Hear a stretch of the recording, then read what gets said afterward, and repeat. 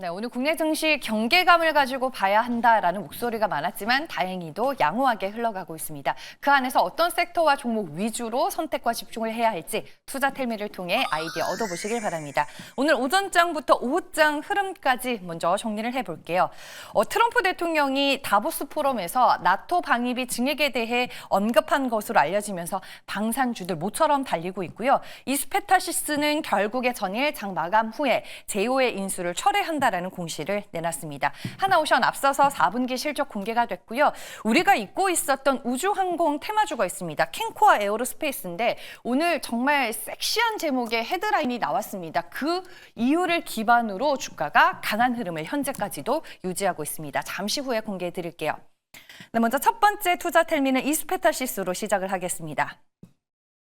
네, 유상증자 결정 정정 공시가 전일 장 마감 후에 나왔습니다. 결국 소액주주들의 의견을 들어주는 방향으로 정했네요.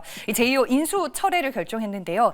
기존 유상증자 자금 조달의 목적 중에 타 법인증권 취득자금을 제외한 시설자금 목적의 유상증자를 진행한다라고 공시를 통해 밝혔습니다. 이렇게 되면은 유증 규모는 반으로 줄어들게 됩니다. 하지만 제이오의 인수안이 백지화되면서 양사의 주주 간 계약에 따라 수백억 원의 위약금을 이스페타시스가 제이오에 지불해야 할 수도 있다. 이런 얘기가 오늘 장중에 돌았습니다. 제이오 측에서 이 서한을 통해서 인수 철회를 공시한 이스페타시스를 향해 한마디를 하기도 했습니다. 내용을 보시면요. 이번 이스페타시스 측의 주장이 당사와 어떤 사전 상의도 없는 일방적이며 명백한 계약 위반으로 판단하고 있다. 이에 당사는 계약서상 규정된 위약벌 외에도 손해배상 청구를 검토 중이다라고 밝히기도 했습니다. 하지만 오늘 제이오 인수 철회와 함께 증권가에서는 기다렸다는 듯이 이스페타시스를 일제히 칭찬하기 바쁜 긍정적인 리포트들이 쏟아졌거든요. 제가 다 모아서 한번 정리를 해봤는데 같이 짚어보도록 할게요. 네, 메리츠 증권에서는 올바른 결정을 내렸다며 제이오 인수 철회로 다운사이드 리스크가 일부 해소가 됐고 이로 인해 우리는 투자 의견을 홀드해서 바이로 상향 조정한다라고 밝혔고요. 한국투자증권의 제목은 돌아온 탕하였습니다. 본업은 그야말로 황금기고 2025년 네트워크 매출 비중 증가 눈여겨볼 만하다. 그리고 목표 주가를 100% 상향 조정했습니다. 제가 증권가 리포트에서 목표 주가가 100% 상향 조정되는 건 처음 보는 것 같은데 여기에서 제시한 목표 주가는 7만 원이었습니다. 그리고 SK증권에서는 AI 기판 대장주가 돌아왔다며 목표 주가를 5만 원으로 상향 조정하기도 했습니다. 오늘 주가 흐름 한번 분봉을 통해서 먼저 보도록 할게요. 네, 이 구간입니다. 제이오의 주주 서한이 공유가 되면서 이렇게 되면 소송으로 가는 것 아니야? 위약금 물어야 돼? 라는 우려감이 제기가 됐었는데 그 이후로 시장에서는 제이오 인수 안 하니까 그까이 것 위약금 무는 게 훨 낫다라는 매수 심리가 이겨버렸습니다. 그로 인해서 오늘 주가 20% 넘는 강한 흐름 유지할 수 있었고요. 앞서 증권가 리포트를 통해 보셨다시피 지금 시장에서는 이스페타시스가 하고 있는 본업이 AI 가속기 그리고 데이터 센터 네트워크다 보니까 미국 스타게이트 프로젝트의 최대 수혜주로 보는 인식도 있는 것 같습니다. 일본 흐름 보시면요. 그동안 혼자 주가가 못 갔었는데 울분을 토로하듯이 오늘 장대 양봉을 뽑아내면서 4만 원을 훌쩍 넘어버렸습니다. 네, 다음 두 번째 투자텔미 이어가겠습니다. 네, 오늘 오전에 외신을 인용한 한 언론 보도에 따르면 트럼프 2기 행정부 출범 후에 처음 열린 쿼드 회의 결과물에서 한반도 비핵화 표현이 포함되지 않은 것으로 확인이 됐습니다.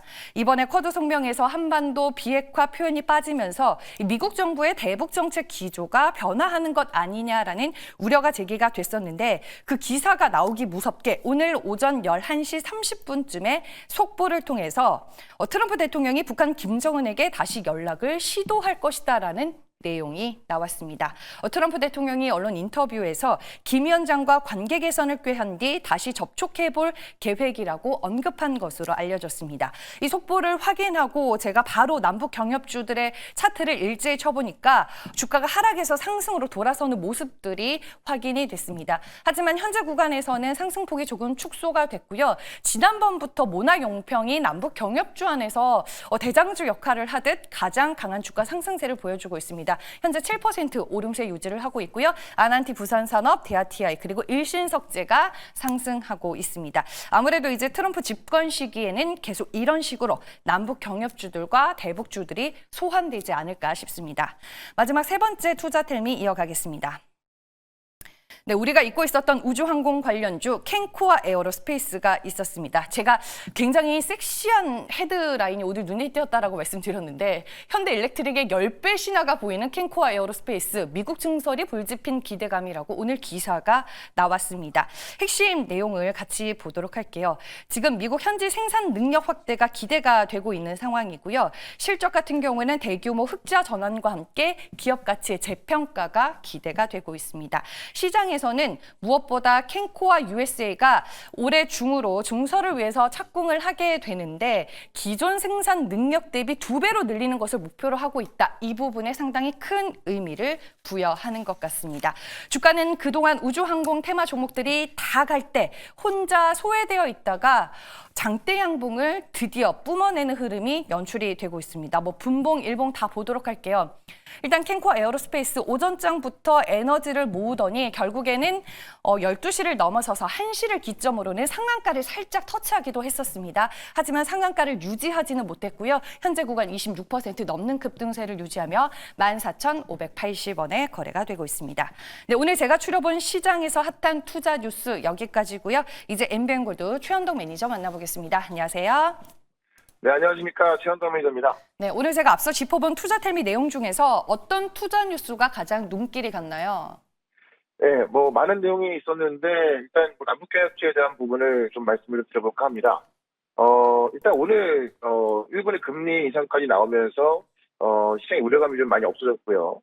시장의 정보들도 많이 올라가는데, 이제 올해 연휴가 앞두고 있는데, 연휴 앞두고도 아마, 이슈가 진행될 것들은 아마 이제 이 트럼프의 북한과의 대화 이런 것들이 될 것 같은데 어쨌든 오늘 같은 경우도 이제 트럼프 대통령이 북한의 김정은과 접촉해보겠다라고 했고요. 최근에 계속 그런 관련 발언들을 이어가고 있고 바로 엊그제 같은 경우에도 이 뉴클리어 파워라는 말을 하면서 북한의 핵을 인정하는 듯한 그런 발언들을 이어왔는데 오늘 같은 경우도 트럼프에게 첫 쿼드 외교장관 회의, 그러니까는 미국, 일본, 호주 협의체에서 한반도 비핵화 빠져있다는 거죠. 그러니까 결국 지난번 트럼프 1기 때도 북한과 대화를 통해서 북한은 가져간 게 없기 때문에 뭔가 좀 주면서 이제 대화를 시도를 해야 되는 건데 이 김정은 위원장이 이제 좋아할 만한 것들을 계속 던지면서 대화 시도로 보여지고 있고 아마 우리 연휴 기간 동안에도 그런 발언들이 꽤 나올 것 같습니다. 그런 관점에서 지금 경협주 테마선이 움직여주고 있어서 아난티라든가 일신석재, 부산산업, 또 모나영평 이런 기업들도 좀 관심을 가져볼 수 있을 것 같고 어찌 보면 이제 이 트럼프 대통령이 가장 좋아하는 것들이기 때문에 연휴를 앞두고 그런 종목도 한번 접근해보자라고 말씀드리면서 또 잠시 뒤에 관련주 하나 말씀을 좀 드려보도록 하겠습니다. 네. 최현동 매니저는 트럼프 대통령과 김정은 위원장의 어게인 브로맨스에 오늘 큰 의미를 두셨습니다. 탑픽으로 볼만한 종목은 뭐가 있을까요? 많은 경협주가 올라가고 있는데, 또 경협주로 올라갈 수 있고, 전력 인프라까지 포함되어 있는 세명전기를 좀 말씀을 좀 드려보도록 하겠습니다.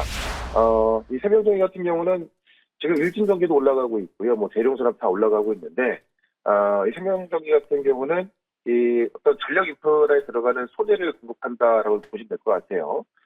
송전, 배전, 단전, 순로, 가전용 금고를 만들고 있어서 지금 이 한국철도공사에 공급하고 있거든요. 그래서 과거에는 한국철도공사에 이런 소재를 공급하고 있어서 지금 대북 철도 관련주로 경협주로 편입해서 올라갔던 적이 있고 지금 같은 경우는 어쨌든 이 전력 인프라 쪽이 미국이 역대급 AI 인프라 투자에 나서면서 전력 인프라에 대한 수요가 더 많아지고 있는 거 아닙니까? 그래서 해명전기도 그런 소재를 공급하기 때문에 이 전력 인프라 쪽의 모멘텀도 상당히 세고 여기에 이제 남북 경협과 관련된 또 철도 관련주기도 하기 때문에 이 두 가지의 모멘텀으로 올라갈 수 있을 것 같습니다.